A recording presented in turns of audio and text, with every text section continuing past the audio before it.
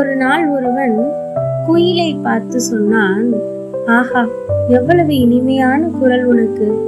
ஆனால் நீ கருப்பாக மட்டும் இல்லை என்றால் எவ்வளவு அழகாக இருந்திருப்பாய் என்று.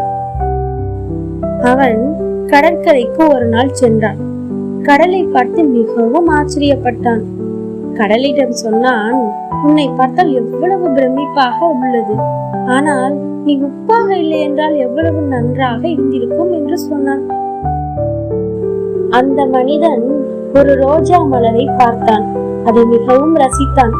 அந்த ரோஜா மலரிடம் சொன்னான், நீ எவ்வளவு அழகு! ஆனால் உன்னிடம் முட்கள் இல்லை என்றால் எவ்வளவு நன்றாக இருந்திருக்கும் என்றான்.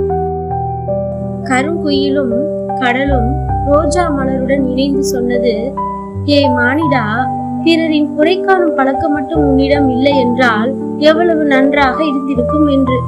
அப்போதுதான் அவன் செய்த தவறு அந்த மனிதனுக்கு புரிந்தது.